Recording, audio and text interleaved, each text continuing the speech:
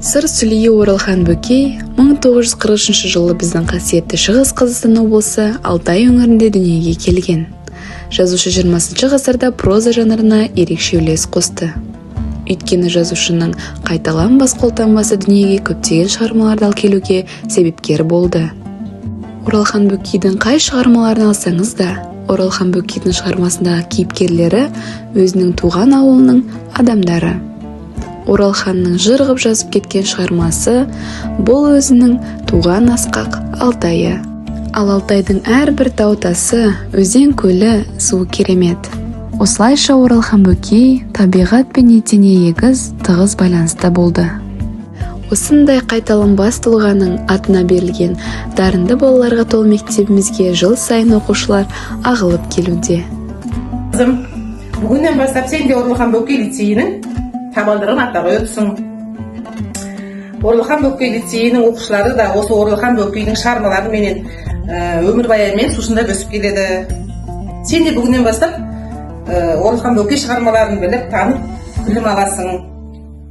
Сабағыңды жақсы оқы, иә, Изере? Иә. Мұғалімдерді сыйла, тәртіп бол.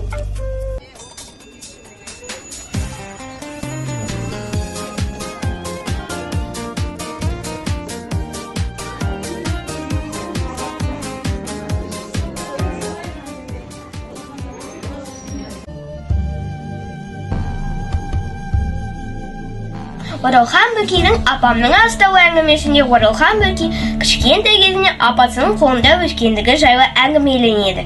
Тіпті 15 жасына дейін бірге ұйықтайды. Әпкесі Шолпан тұрмыс құрғаннан кейін соң бірақ өзі бөлек ұйықтай бастайды.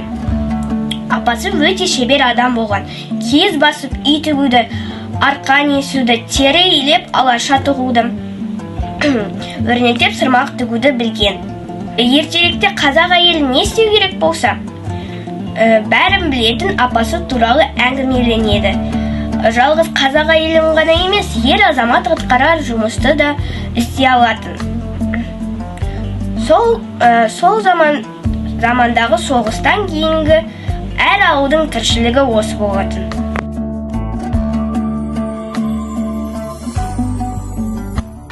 Айзере, сен қайсы мектепте оқисың? Мен 44-ші лицей Оралхан Бөкей мектебінде оқимын.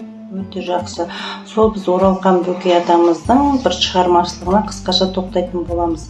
Оралхан Бөкей атамыз бір Зекең деген сол ауылдың тұрғынын, сол ауылдың қызметкерін, өмір бақи сол ауылға өзінің еңбегін сіңірген бір атамыз туралы қысқаша әңгімесін сол шығармасына бейнелеп айтқан. Почтада жұмыс атқарған.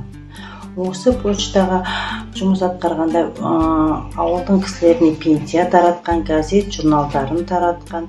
Сол жерде ол кісі еңбек етіп, елдің алдында ең елеулі адам болған. Жастық шағы, балалық шағы ол кісі ерте әке-шешесінен жетім қалып, өмірдің қиыншылығын көп көрген кісі. Даже дұрыс тамақтан алмаған елдің балалар сияқты.